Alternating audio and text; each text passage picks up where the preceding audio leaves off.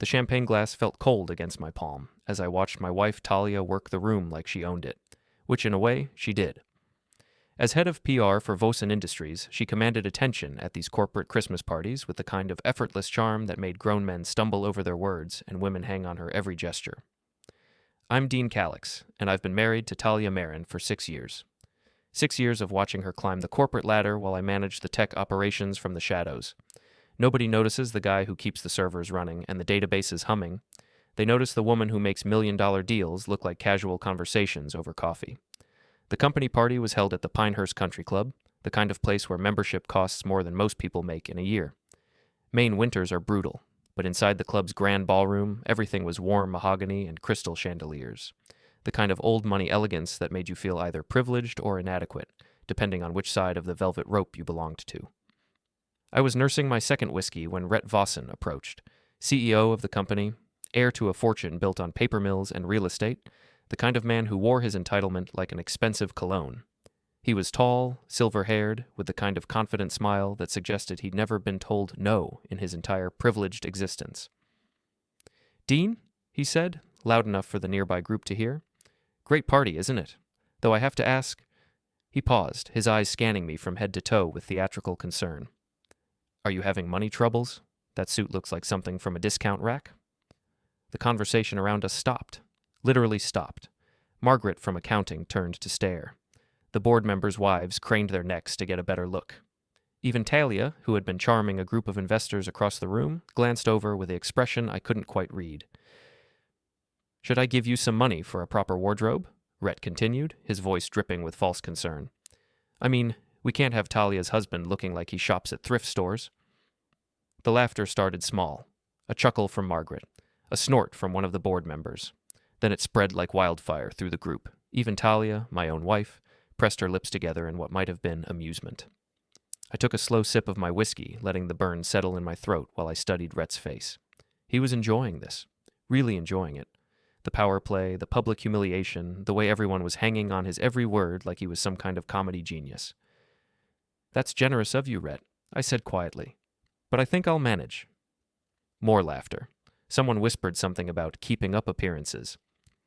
Talia had turned back to her investors, but I caught the slight shake of her head, as if she was embarrassed to be associated with me. That was the moment. The exact moment when something shifted inside my chest like a gear clicking into place. Not anger. Anger was too hot, too obvious. This was colder, more calculating. I excused myself from the group and walked to the men's room, pulling out my phone as I went. 3 rings, then Soren Valden picked up. "Dean, everything okay?" Soren was my closest friend and the company's CFO. We'd known each other since college, and he was one of the few people who understood that quiet didn't mean stupid, and overlooked didn't mean powerless. "I need you to initiate the share transfer," I said quietly, checking to make sure the bathroom was empty. "Tonight." "Tonight? Dean, are you sure? Once we do this, there's no going back." "I'm sure." For the past 3 years, I'd been quietly accumulating shares in Vossin Industries through a series of shell companies and careful investments. Nothing illegal, nothing flashy. Just patient, methodical planning. Soren had helped me structure the deals, always staying within legal boundaries, but pushing every advantage we could find. "How much are we talking about?" Soren asked. "Controlling interest. 51%? There was silence on the other end. Then, "Holy hell, Dean. You've been planning this for a while, haven't you?" 3 years, I admitted. Ever since the last Christmas party when Rhett made that joke about promoting me to janitor. I ended the call and splashed cold water on my face, staring at my reflection in the mirror. The suit really wasn't that bad. It was a decent navy blue, well-fitted, appropriate for the occasion. But perception was everything in this world, and Rhett had just painted me as the poor relation, the charity case, the man who didn't belong. Before we dive deeper into this story, I have one small request. Please subscribe, drop a like, comment, and hit that hype button to boost this channel so more people can discover these incredible Reddit stories. When I returned to the party, I found Talia near the bar, talking quietly with Rhett. They weren't touching, but there was something in their body language that made me pause. The way she leaned in when he spoke. The way his hand rested on the bar just inches from hers. The way they both looked up guiltily when they saw me approaching. "There you are," Talia said brightly. "Rhett was just telling me about the new marketing campaign." "At a Christmas party," I said. "How dedicated." Rhett's smile was sharp. Business never stops, Dean, though I suppose in your line of work, you can just set the computers to run themselves. Another little dig. Another reminder that I was just the tech guy.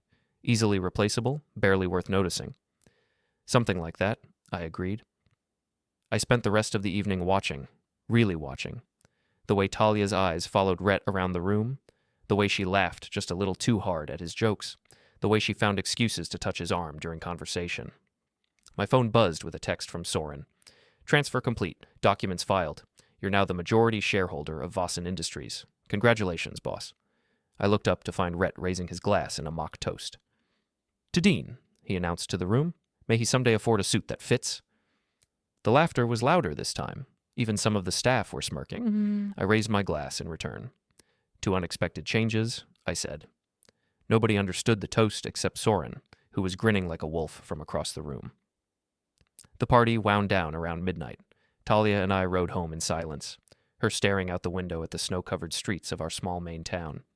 We lived in a modern house on the good side of town, all glass and steel and open floor plans. The kind of place that looked impressive in architectural magazines, but felt cold when you actually lived in it. You were quiet tonight, she said as we pulled into the driveway. Just thinking. About what Rhett said? Dean, you know he was just joking around. I turned to look at her. Really look at her. Talia was beautiful in that polished, professional way that photographed well and made men do stupid things. Blonde hair always perfectly styled, makeup that never smudged, clothes that cost more than some people's cars. Was he? I asked. She sighed. Don't be so sensitive. It's not attractive. Not attractive. Like everything else in our marriage, it came down to appearances, to what looked good from the outside. I'll try to work on that, I said. That night, I lay awake listening to Talia breathe beside me, planning my next move. The share transfer was just the beginning. Rhett had humiliated me publicly, and Talia had let it happen. Worse, she'd enjoyed it. Tomorrow, things would start to change. I woke up to an empty bed and the sound of Talia's heels clicking across the hardwood floors downstairs. She was always an early riser, especially on work days.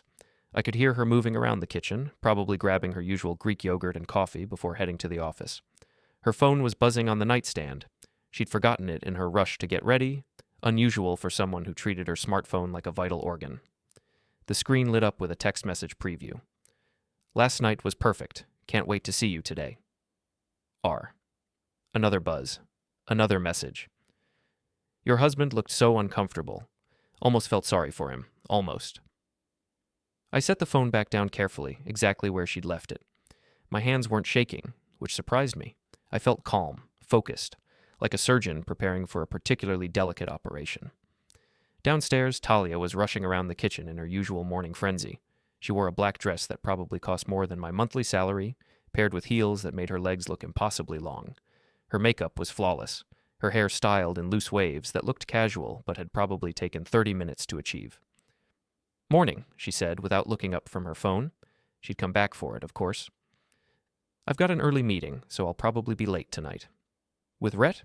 She paused, coffee cup halfway to her lips. It's a strategy session for the quarterly review. Several people will be there. I'm sure they will. Something in my tone made her look at me more carefully. Are you still upset about last night? Dean, you're being ridiculous. Rhett was just having fun. At my expense. Oh, for crying out loud. She set down her coffee with more force than necessary. This is exactly what I'm talking about. You take everything so personally. It was a joke. Learn to laugh at yourself once in a while. Like you did. What's that supposed to mean? You laugh too. Your own husband gets humiliated in front of the entire company, and you thought it was funny. Talia's expression shifted, becoming colder. This was the face she wore during difficult negotiations, when she needed to project authority and control. Maybe if you made more of an effort to fit in, these things wouldn't happen. When was the last time you bought new clothes? When was the last time you tried to network, to build relationships with the people who matter? People like Rhett? Yes, people like Rhett. He's the CEO, Dean. He controls our careers, our future. A little respect wouldn't hurt. Respect, I repeated. Is that what you call it? She grabbed her purse and headed for the door. I don't have time for this. We'll talk tonight.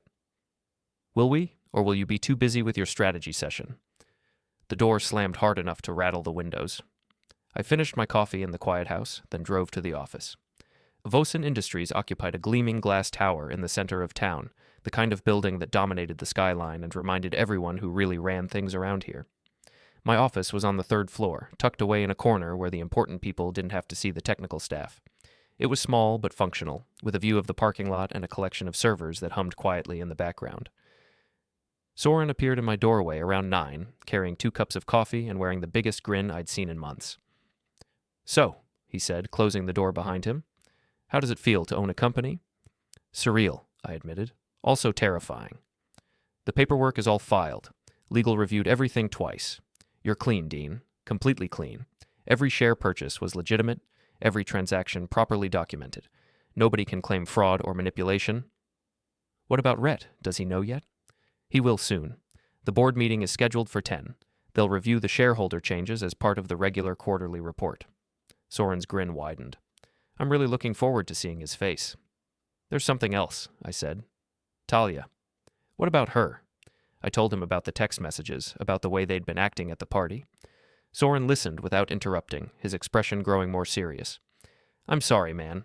I know you suspected, but seeing proof is different. It gets worse. I think she's been working against me. Remember that report about server vulnerabilities that somehow made it to Rhett's desk last month? The one that made me look incompetent? You think Talia leaked it? Who else had access? She's been undermining me for months, maybe longer, making me look bad so she could look better." Soren was quiet for a moment, processing this information. "What do you want to do about it?" "Everything," I said. "I want to do everything." The board meeting was held in the conference room on the top floor, all polished mahogany and floor-to-ceiling windows overlooking the town. I wasn't usually invited to these meetings, but as the new majority shareholder, I had certain rights. Rhett was already seated at the head of the table when I walked in, looking confident and relaxed in his expensive suit. The board members were scattered around the table, mostly older men and women who'd been with the company for decades. "Dean," Rhett said with surprise, "I didn't expect to see you here." "Shareholder meeting," I replied, taking a seat near the middle of the table. "I have a vested interest." Soren entered a moment later, carrying a thick folder of documents. He nodded to me slightly before taking his usual seat. "Well," Rhett continued, "let's get started. First item on the agenda is the quarterly financial review." The meeting proceeded normally for the first 20 minutes. Financial reports, budget discussions, the usual corporate routine. Then Soren cleared his throat. "Before we move on, there's been a significant change in the shareholder structure that the board needs to be aware of." Rhett looked puzzled. "What kind of change?" "A series of share transfers were completed last night. The ownership percentages have shifted considerably." Soren opened his folder and began distributing copies of the documents. I watched Rhett's face as he scanned the papers, saw the exact moment when understanding dawned. His face went pale, then red, then pale again. "This can't be right," he said, his voice tight with control. "These numbers. Dean, what is this?" "It's exactly what it looks like," I replied calmly. "I now own 51% of Vossin Industries, which makes me the controlling shareholder." The silence in the room was deafening. Board members shuffled through their copies of the documents, whispering among themselves. Margaret from accounting looked like she might faint. "How?" Rhett demanded. "How is this possible?" 3 years of careful investment," I said. "All perfectly legal, all properly documented. Soren can verify the legitimacy of every transaction." "This is impossible. The shares weren't available for purchase." "They were if you knew where to look. Dormant accounts, estate sales, small investors looking to cash out. I bought them quietly through various holding companies. Nothing flashy, nothing that would attract attention." Rhett was gripping his copy of the document so hard his knuckles were white. You can't just take over a company like this." "I didn't take over anything," I corrected. "I bought it, fair and square." One of the older board members, a woman named Patricia, who'd been with the company since before I was born, spoke up.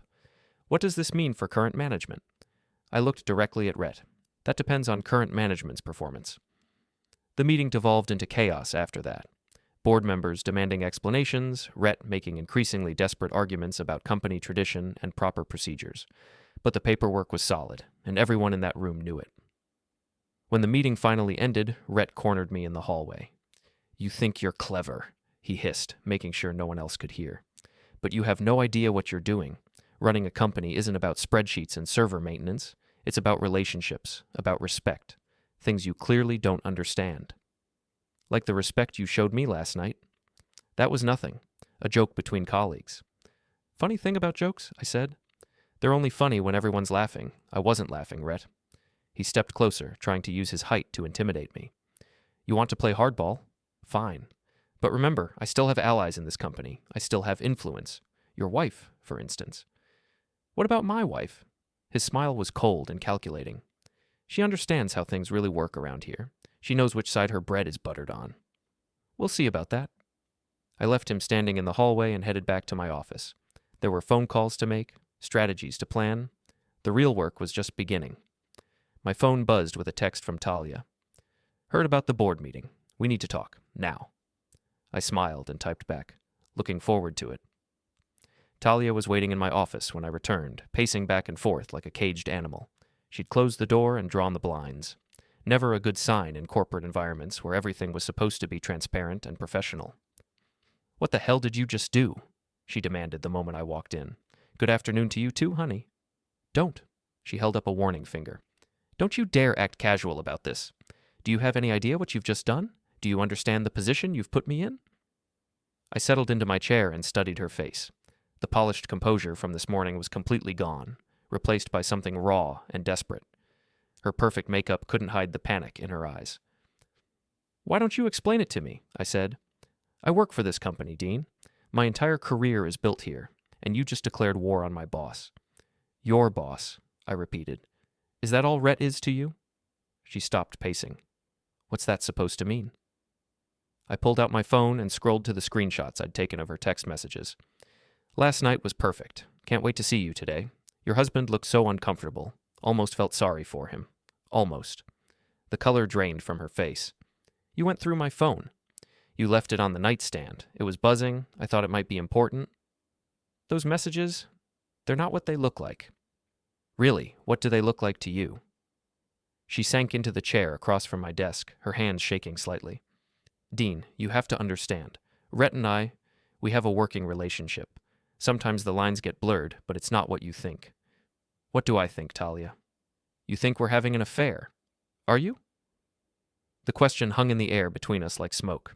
I could see her calculating, trying to figure out how much I knew, how much I could prove. No, she said finally. We're not. But you want to be. Another pause. Longer this time. That's not fair. You know what's not fair? Watching my wife flirt with another man at a company party. Watching her laugh when that same man humiliates me in front of our colleagues. Watching her undermine my work and sabotage my reputation so she can climb the corporate ladder. I never sabotaged you. The server vulnerability report, the one that mysteriously ended up on Rhett's desk with a note about my questionable competence. Ring any bells? Her silence was answer enough. Why? I asked. Why would you do that to me? When she finally spoke, her voice was barely above a whisper. Because you were holding me back. Excuse me? You were holding me back, she repeated, louder this time. Do you know what it's like being married to someone who has no ambition, no drive? You're content to sit in your little office playing with computers while opportunities pass you by, while they pass us by? So you decided to create some opportunities of your own. I decided to take control of my career instead of waiting for you to grow a backbone. The honesty was brutal, but at least it was honest. And Rhett was part of that plan. Rhett appreciates me. He values what I bring to the company. He sees my potential. I'm sure he does. She stood up abruptly, anger flashing in her eyes. You want to know the truth? Fine. Yes, I've been getting closer to Rhett. Yes, I've been positioning myself for advancement. And yes, sometimes that meant making you look less capable by comparison. But I never crossed any lines. I never betrayed our marriage. You just betrayed our partnership. What partnership? When was the last time you supported my career? When was the last time you made an effort to help me succeed? I thought marriage was supposed to be about supporting each other. It is. But support goes both ways, Dean. You can't just coast through life expecting me to be satisfied with mediocrity. I leaned back in my chair, processing everything she'd just admitted. The affair might not have been physical yet, but the emotional betrayal was complete. She'd chosen Rhett over me, ambition over loyalty, her career over our marriage. Well, I said finally, I guess it's a good thing I'm not mediocre anymore. What do you mean? I mean I own this company now, which makes me Rhett's boss, which makes me your boss. The implications hit her like a physical blow. I could see her mind racing, trying to figure out how this changed everything. Dean, you can't use this against me. I'm your wife. Are you? Because 5 minutes ago you were explaining how I was holding you back, how Rhett was better for your career, how you needed to sabotage me to get ahead. I didn't mean it like that. How did you mean it? She opened her mouth to respond, then closed it again. There was nothing she could say that would make this better, and we both knew it. My office door opened without a knock. Rhett walked in, his face flushed with anger and exertion. He must have taken the stairs, probably didn't want to wait for the elevator. Talia, he said, barely acknowledging my presence. Are you all right? I heard Dean was harassing you. Harassing? I raised an eyebrow. We were just having a conversation about career advancement. You can't retaliate against employees because of personal grievances, Rhett continued. That's grounds for a lawsuit. Good thing I'm not retaliating then. I'm just restructuring. I opened my laptop and pulled up the company organizational chart. With a few keystrokes, I made some changes. Effective immediately, I announced, there will be some adjustments to the management structure. Rhett, you're being reassigned from CEO to senior consultant. Talia, your position as head of PR is being eliminated. The department will be restructured under new leadership. You can't do this, Rhett sputtered. Actually, I can. Controlling shareholder, remember? I can restructure the company however I see fit, as long as I follow proper legal procedures. The board will never approve this. The board works for the shareholders. I am the shareholders. Talia had gone completely white. Dean, please, don't do this. We can work things out. Can we? Because I'm not sure we can. You see, I've lost confidence in the current management structure. Too much politics, too many personal agendas interfering with business objectives. Rhett stepped forward, his hands clenched into fists. You little weasel. You think you can just waltz in here and destroy everything we've built? I think I can improve upon what you've built, starting with personnel changes. This isn't over, Rhett said. I have lawyers. I have connections. I'll fight this. Good luck with that. Make sure to have them review the shareholder agreements, particularly the sections about management restructuring and employee termination procedures. He stormed out, slamming the door hard enough to rattle the windows. Talia remained in her chair, staring at me like she'd never seen me before. I don't understand, she said quietly. Where did this come from? This isn't like you. Maybe you never really knew me.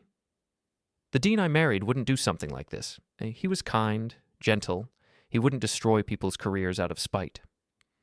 The dean you married was naive, I replied. He thought loyalty mattered. He thought marriage meant something. He thought his wife would stand by him instead of plotting behind his back. So this is punishment. This is consequences. You made choices, Talia. You chose ambition over integrity. You chose Rhett over me. You chose to sabotage your own husband for career advancement. Now you get to live with those choices. She stood up slowly, gathering what remained of her dignity. What happens now?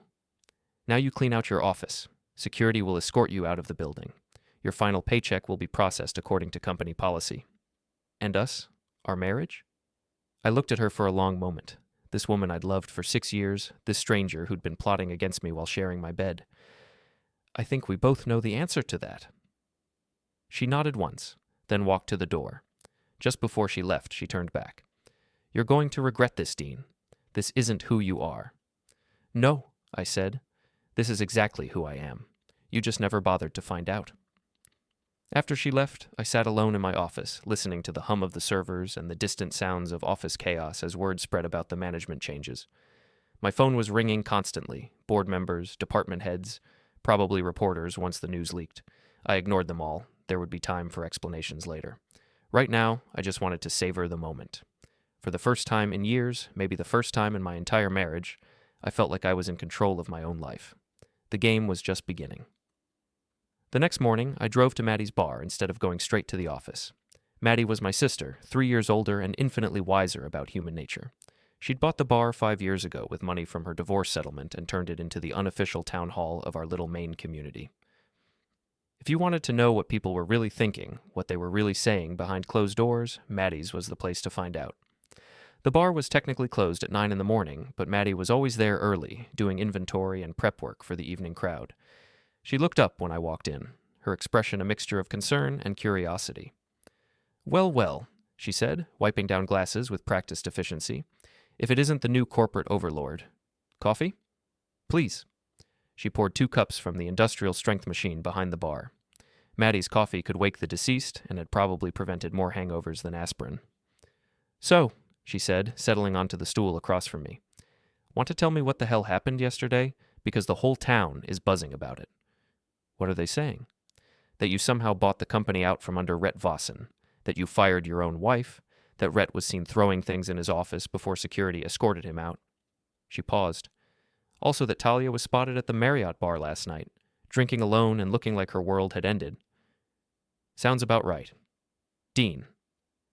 Maddie's voice carried the tone she'd used when we were kids, and she was trying to talk me out of doing something stupid.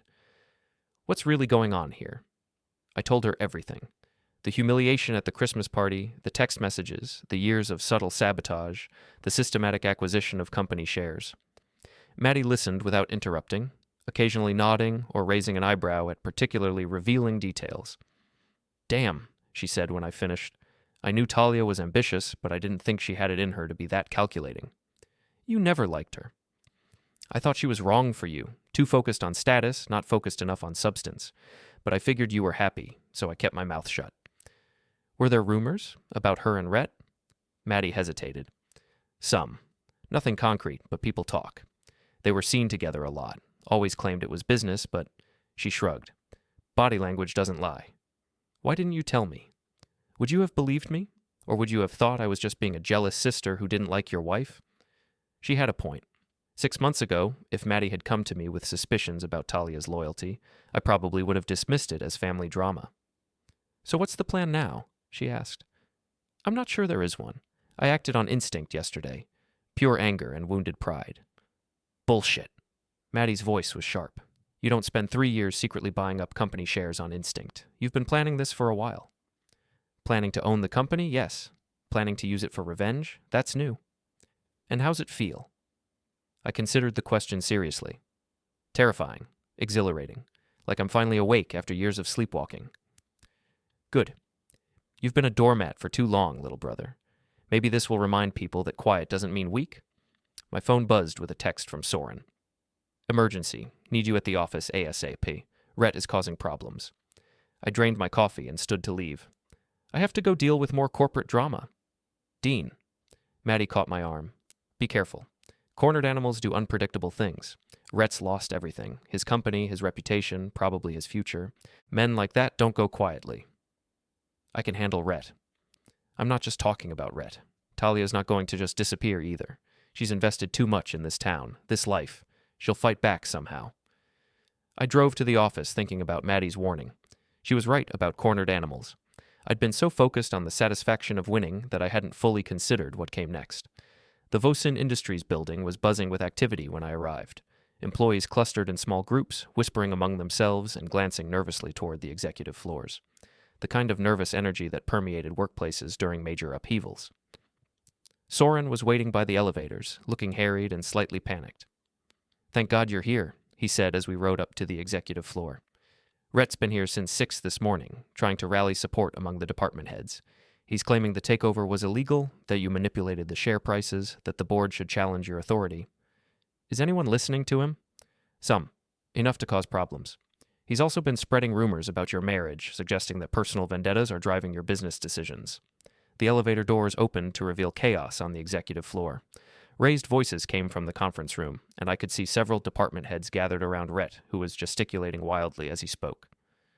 "Complete abuse of power," he was saying as we approached. "This man has no experience running a company. He's a technician, not a leader, and now he's letting his personal problems interfere with business operations." "Rhett!" My voice cut through his speech like a blade. "I thought you'd been reassigned." He turned to face me, his expression a mixture of defiance and desperation. "I'm exercising my right as a senior consultant to advise the board about potential management issues. Your right as a senior consultant is to provide technical advice when requested, not to undermine company leadership or spread gossip about personnel decisions." "Personnel decisions?" His voice rose. "You fired your own wife out of spite. You're using this company as a weapon for personal revenge." The room had gone completely silent. Every department head was watching this confrontation with the fascination of spectators at a gladiator match. "My personal life is not up for discussion," I said calmly. "But since you've raised the issue of personnel decisions, let's talk about yours." I turned to address the room. How many of you were aware that Rhett has been using company resources for personal entertainment, company credit cards for expensive dinners that weren't business-related, company vehicles for weekend trips that had nothing to do with corporate activities? Rhett's face went pale. Those were legitimate business expenses. Were they? Because I've reviewed the receipts.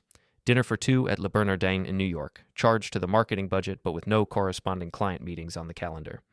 Weekend trips to Martha's Vineyard, charged to the conference budget but with no conferences scheduled. I'd spent the previous evening going through financial records, looking for ammunition. It hadn't been hard to find. You're taking those expenses out of context, Rhett protested. Am I? Margaret, you handle expense reports. Do these sound like legitimate business expenses to you? Margaret from accounting looked uncomfortable being put on the spot, but her professional integrity won out. Without proper documentation and justification, those would typically be flagged for review. Thank you, Margaret. Now, Rhett, would you like to explain to everyone why company funds were used to pay for your personal entertainment? This is harassment, he said, but his voice lacked conviction. This is accountability, something this company has been lacking for quite some time. I turned back to the assembled department heads. I know there are concerns about the recent changes.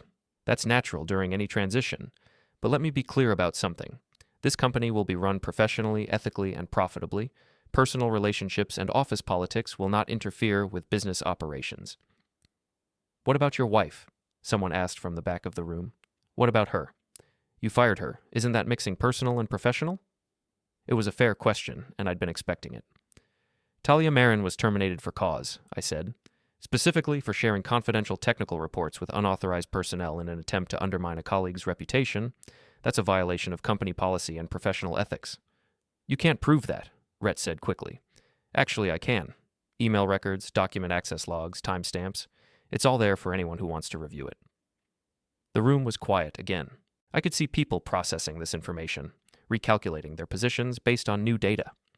Now, I continued, if there are legitimate concerns about company direction or management decisions, I'm happy to address them through proper channels, but I won't tolerate gossip, rumor-mongering, or attempts to undermine company stability. I looked directly at Rhett.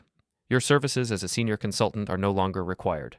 Please clean out your office and surrender your access credentials to security. You can't do this.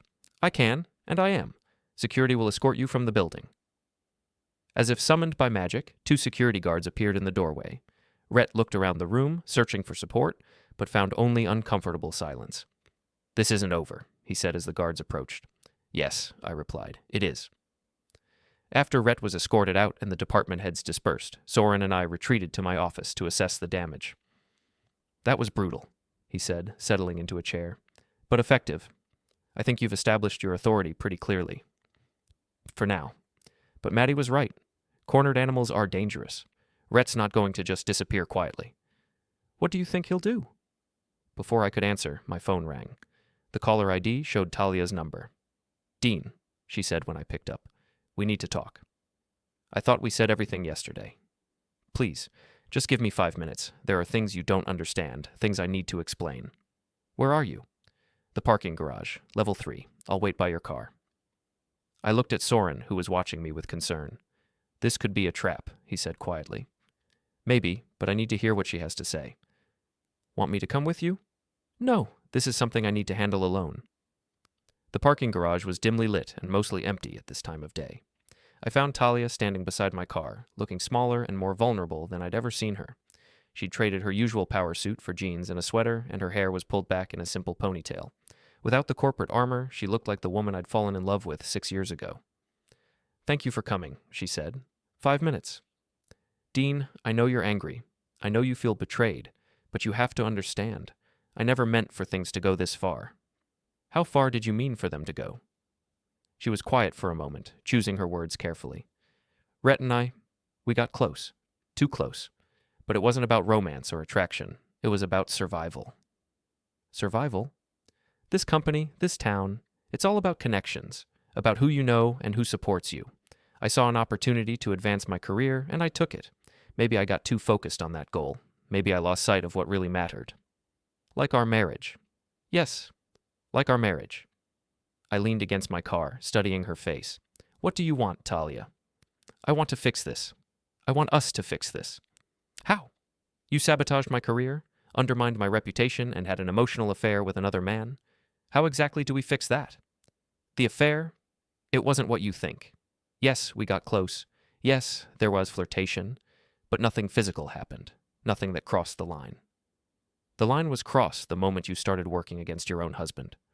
I know, and I'm sorry. I'm so sorry, Dean. I made terrible choices, and I hurt you, and I destroyed our trust.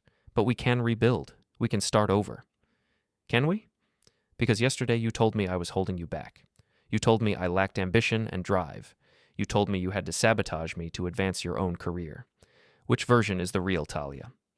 She stepped closer, and I could see tears in her eyes. Both. I was frustrated and ambitious and scared of being stuck in a small town with a small life, but I also love you. I've always loved you. Love isn't enough, Talia, not anymore. What would be enough? What would it take for you to forgive me? I considered the question seriously. What would it take? Complete honesty, public apology, groveling? Nothing felt adequate to repair the damage that had been done. I don't know, I admitted. Maybe nothing. Please don't say that. Why? Because it's inconvenient? Because it doesn't fit with your plans? Because I can't lose you. You already have. I got in my car and drove away, leaving her standing alone in the parking garage. In my rearview mirror, I could see her shoulders shaking, and for a moment I almost turned around. But Maddie was right. Cornered animals were dangerous, and I couldn't afford to let sentiment cloud my judgment, not when there was still so much at stake. The game was far from over.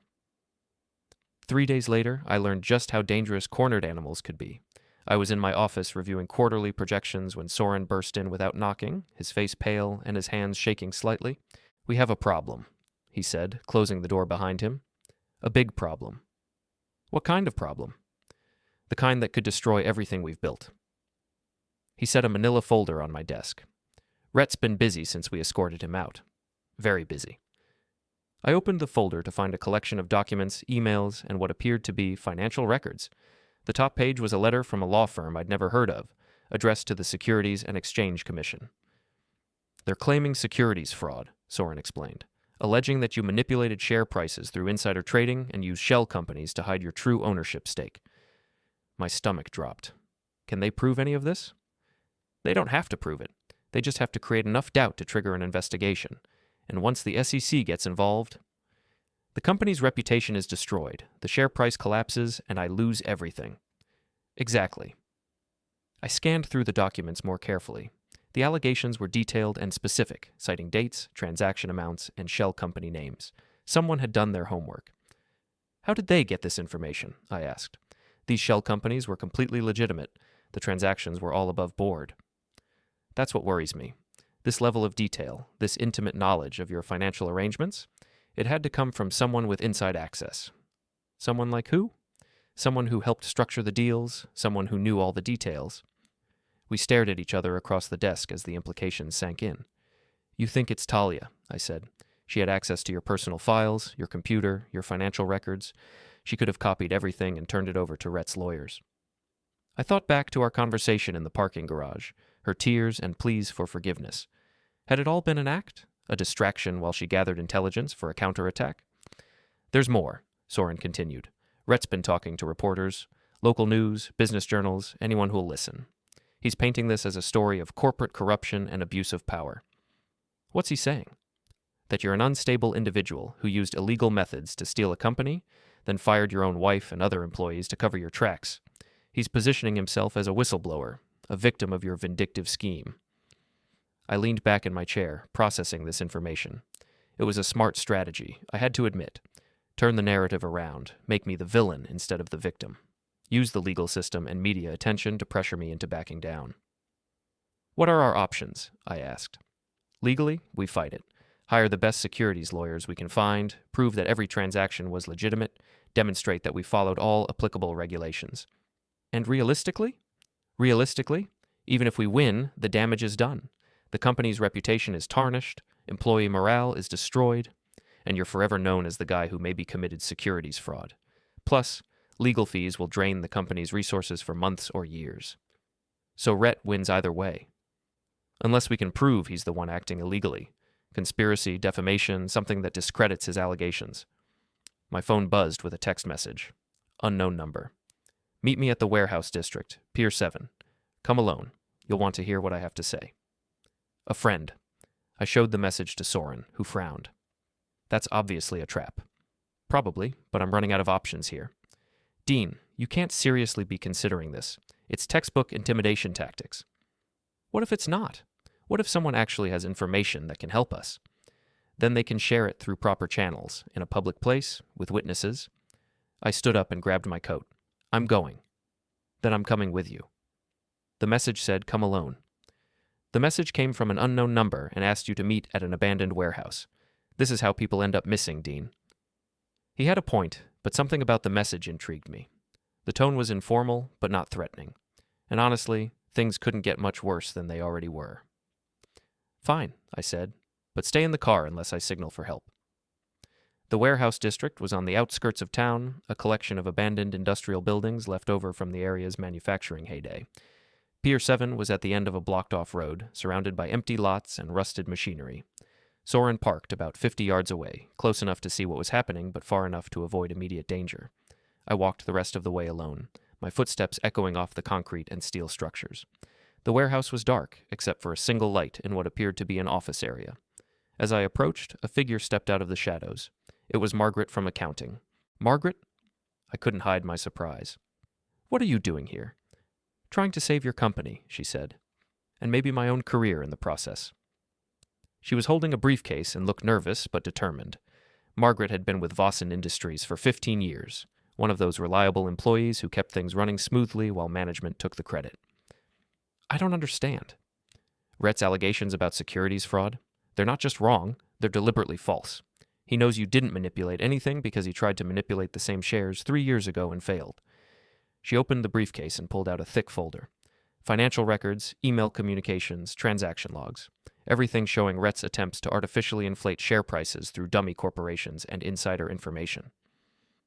I took the folder and scanned the contents by the dim light. It was damning evidence, clear proof of the kind of securities violations Rhett was now accusing me of committing. Why are you showing me this? I asked. Because I'm tired of watching good people get destroyed by office politics. You're not perfect, Dean, but you're honest. You earned those shares through legitimate investments. Rhett's trying to destroy you with lies because he can't accept that he lost fair and square. Why not take this to the authorities yourself? Margaret laughed bitterly. A middle-aged accountant accusing the former CEO of securities fraud? Who's going to believe me? But you have resources now. Influence. You can make sure this information gets to the right people. What do you want in return? Job security. A guarantee that when this all shakes out, I won't be collateral damage. Done. She handed me the briefcase. There's more in there. Communications between Rhett and Talia going back 6 months. Financial records showing how he's been using company resources for personal expenses. Even some information about his current legal strategy. How did you get all this? I'm the chief financial officer's assistant. I process expense reports, file documents, maintain records. People forget that administrative staff see everything. I was about to respond when headlights swept across the warehouse exterior. A car was approaching fast, engine roaring. That's not good, Margaret said. The car skidded to a stop outside the warehouse, and 3 men got out. I recognized one of them as Rhett, but the other 2 were strangers. Large men in expensive suits who moved with the kind of confidence that suggested professional experience with intimidation. Time to go, I said, but Margaret was already moving toward a side exit. This way. There's a back door that leads to the loading dock. We made it halfway across the warehouse floor before the front door burst open. Dean, Rhett's voice echoed through the space. I know you're in here. We need to talk. Margaret and I crouched behind a stack of shipping containers, trying to stay out of sight. I could hear footsteps moving through the warehouse, searching.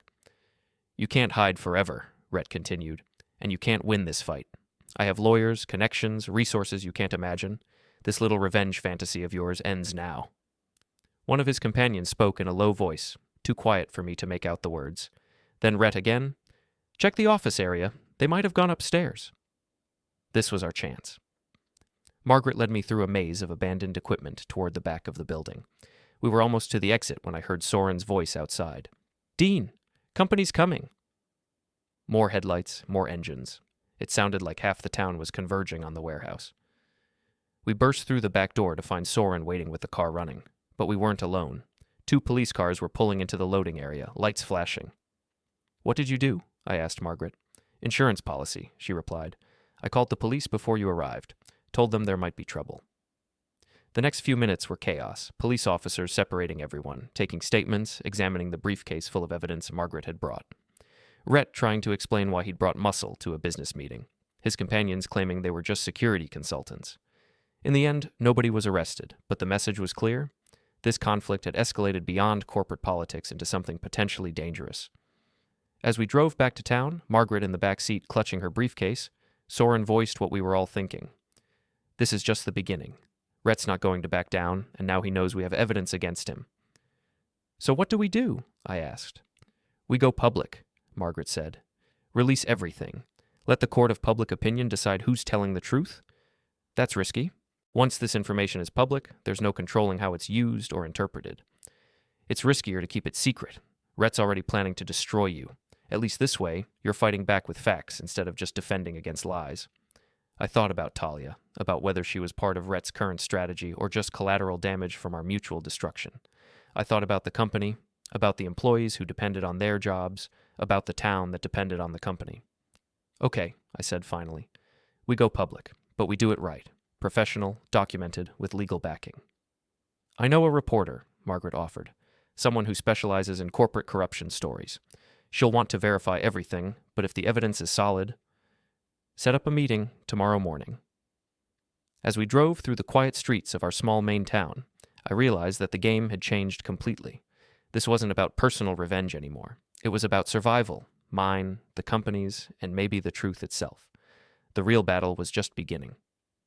The meeting with reporter Jessica Chen took place at Maddie's bar, which was closed to the public but perfect for a private conversation. Jessica was younger than I'd expected, probably early 30s, with sharp eyes and a digital recorder that she handled like a surgeon's instrument. Margaret had spread the contents of her briefcase across 3 tables, organizing documents by category: financial irregularities, email communications, expense report violations, and what she called the smoking gun. Recorded phone conversations between Rhett and a business associate discussing share price manipulation. How did you get these recordings? Jessica asked, examining the audio files on Margaret's laptop. Company policy requires all executive phone calls to be logged and recorded for compliance purposes, Margaret explained. Most people forget about it, but the system captures everything. Jessica listened to several minutes of audio, taking notes and occasionally asking for clarification. Her expression grew more interested as she reviewed the evidence. This is substantial, she said finally. If authentic, it shows a clear pattern of securities violations and abuse of corporate resources. But I'll need to verify everything independently before publication. How long will that take? I asked. 48 hours, maybe less. I have contacts at the SEC who can confirm whether these transactions actually occurred as documented. We might not have 48 hours, Soren warned. Rhett's legal team is moving fast. They could file for an injunction, freeze company assets, all sorts of things to tie us up in court. Then we need to accelerate the timeline, I said. What if we held a press conference, made the information public immediately? That's risky, Jessica cautioned. If any of this evidence is fabricated or misrepresented, you could face defamation charges. It's not fabricated, Margaret said firmly. Every document, every recording, every transaction record, it's all genuine. I've been maintaining these files for 3 years. My phone buzzed with a text from an unknown number. Final warning. Back down now or face the consequences. You have 24 hours. I showed the message to the others. Definitely Rhett, Soren said. He's getting desperate. Good, I replied. Desperate people make mistakes. Jessica packed up her equipment and prepared to leave. I'll have preliminary verification by tomorrow afternoon. If everything checks out, we can run the story in the evening edition. And if it doesn't check out, then you're in more trouble than you know. After she left, the 3 of us sat in Maddie's empty bar, planning our next moves. The situation felt surreal, like we were characters in a corporate thriller rather than real people dealing with real consequences. There's something else we need to consider, Margaret said quietly. Talia. What about her? She's been meeting with Rhett's lawyers. Daily meetings, according to the parking logs at their office building. I wasn't surprised, but it still stung. She's providing them with information about me, personal details, financial records, anything that can be used against me. Probably, but here's the thing. Some of that information might implicate her too. If she helped Rhett with any of his financial irregularities, if she was involved in the expense report violations, She could be charged as an accomplice, Soren finished. Which gives us leverage, I realized. She might be willing to cooperate if it means avoiding criminal charges. Or she might double down and try to destroy us completely, Margaret warned. Only one way to find out. I called Talia's number, not really expecting her to answer. She picked up on the second ring. Dean. We need to meet. Tonight. I don't think that's a good idea.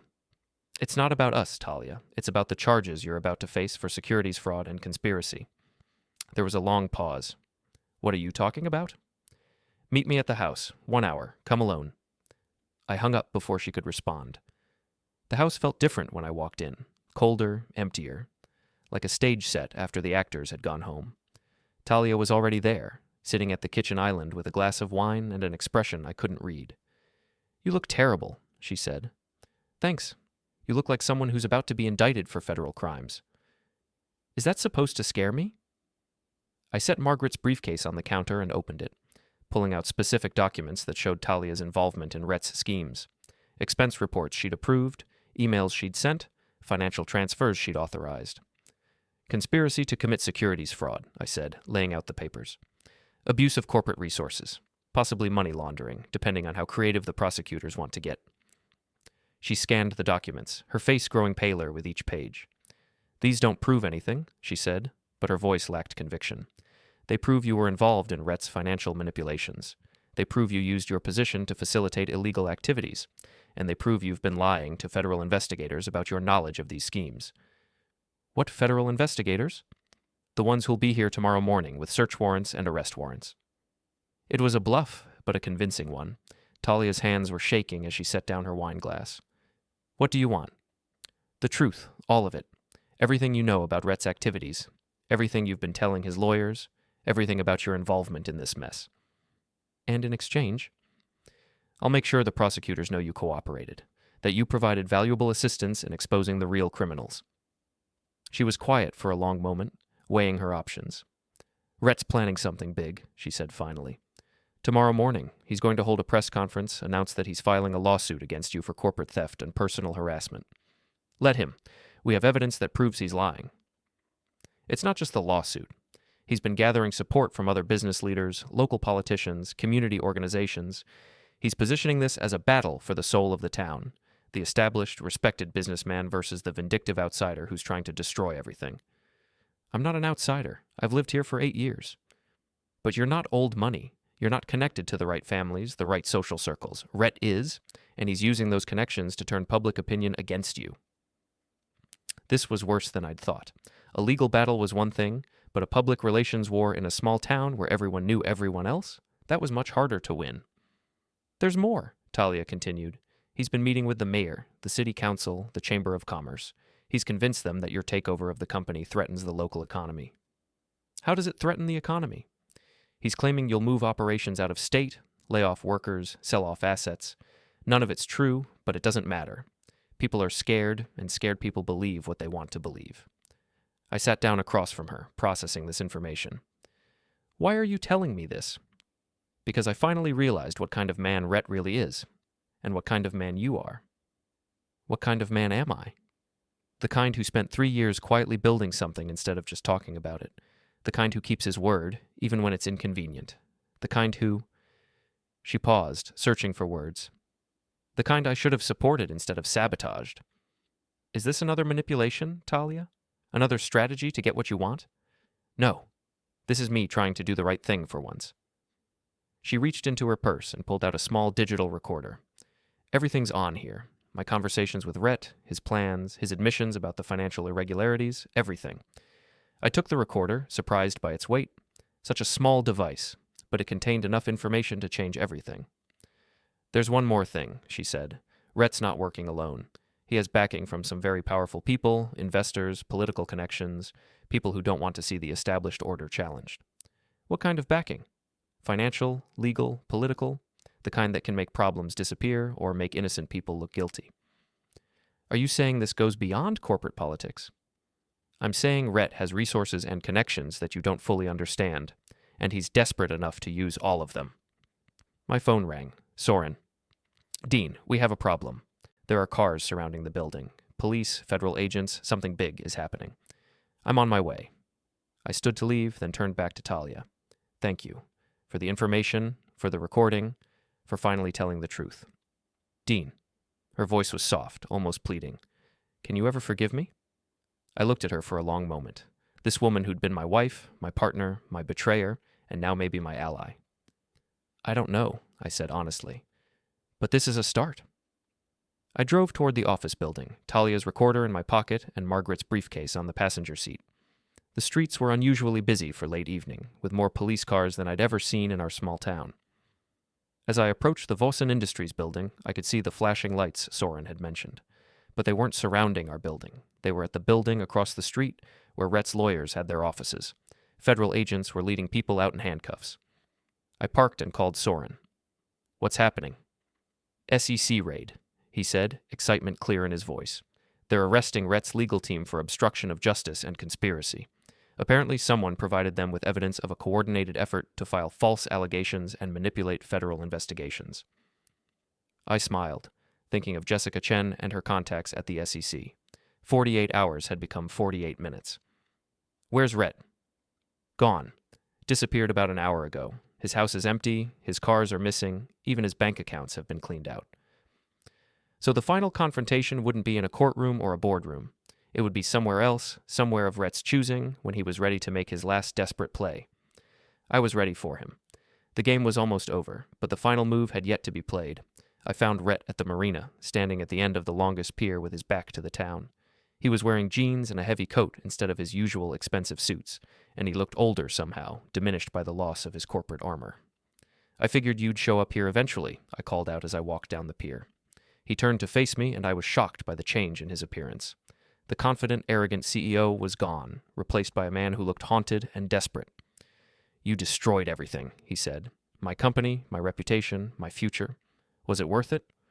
You destroyed yourself, Rhett. I just made sure people could see what you really were. What I really was? I was a businessman trying to protect his interests. You were a vindictive husband using corporate warfare to settle personal scores. Is that what you tell yourself? That this was about personal revenge? I pulled out my phone and played one of the recordings Talia had given me. Rhett's voice, clear and unmistakable, discussing plans to manipulate share prices and fabricate evidence against me. This isn't about my marriage or your hurt feelings, I continued. This is about 3 years of financial crimes that you thought nobody would ever discover. Those recordings are illegal, obtained without consent. Corporate compliance recordings, made according to company policy, completely legal and admissible in court. Rhett laughed bitterly. Court? There won't be any court proceedings. I'm leaving tonight. Private jet, non-extradition country, new identity. By tomorrow morning, Rhett Vossin will cease to exist. Running away? Surviving. Something you should consider, because this isn't over. I have allies, Dean. People with resources and influence who don't appreciate upstart technocrats disrupting the natural order. The natural order? The way things are supposed to work. Established families, traditional power structures, respect for hierarchy. You think you've won something here, but you've just made yourself a target. I heard footsteps on the pier behind me and turned to see Soren approaching, flanked by 2 federal agents. Margaret was with them, carrying another briefcase. Actually, I said, I think it's over right now. The agents moved past me toward Rhett, who backed away until he was standing at the very edge of the pier. Rhett Vossin, one of the agents called out. You're under arrest for securities fraud, conspiracy, obstruction of justice, and money laundering. You can't prove any of that. We can prove all of it, Margaret said, opening her briefcase. Bank records, transaction logs, recorded conversations, email communications, 3 years of evidence, all properly documented and verified. Rhett looked at me with something approaching respect. You planned this, all of it. The takeover, the investigation, even this confrontation. I planned to protect myself and my company. Everything else was just responding to your moves. And Talia? Was she part of your plan too? Talia made her own choices, just like you did. The agents were getting closer, and Rhett was running out of pier. Behind him, the dark water of the harbor stretched out toward the Atlantic Ocean. Last chance to surrender peacefully, one of the agents called out. Rhett looked at the water, then back at us. For a moment I thought he might jump, but then his shoulders sagged, and the fight went out of him. I want a lawyer, he said as the agents cuffed him. You'll get one, the agent replied. You'll get the best legal representation the federal prison system can provide. As they led him away, Rhett turned back to me one last time. "This town will never accept you," he said. "You'll always be an outsider, always be the man who destroyed one of their own." "Maybe," I replied, "but I'll be the outsider who owns the biggest employer in town. I think I can live with that." After the agents left with their prisoner, Soren, Margaret, and I stood on the pier watching the harbor lights reflect off the water. "So what happens now?" Margaret asked. "Now we go back to running a company," I said. "Properly this time, ethically, profitably." "And Talia?" I thought about my wife, about the recordings she'd provided, and the information she'd shared, about the years of marriage that had led to this moment of mutual betrayal and possible redemption. "I don't know yet. That's a conversation for another day." My phone buzzed with a text message. This time I recognized the number. "Saw the news? Proud of you, little brother. Drinks are on the house tonight. Maddie." Another message from Jessica Chen. "Story goes live in 30 minutes. Hope you're ready for the attention."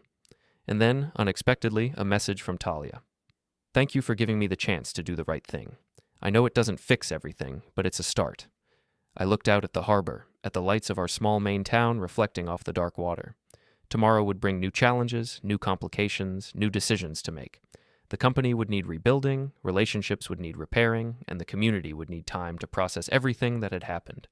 But tonight, standing on the pier where it had all ended, I felt something I hadn't experienced in years. The satisfaction of a job well done and a future full of possibilities. The game was over. I had won. But more importantly, the truth had won. And in a world full of corporate corruption and personal betrayal, that felt like the most important victory of all. As we walked back toward shore, Soren asked the question I'd been expecting.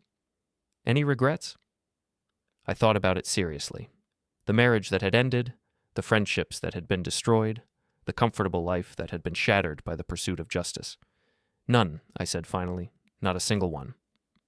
The pier stretched out behind us, empty now except for the sound of waves against the pilings and the distant lights of a town that would never be quite the same. But change, I'd learned, wasn't always a bad thing. Sometimes it was exactly what everyone needed, even when they didn't know it yet.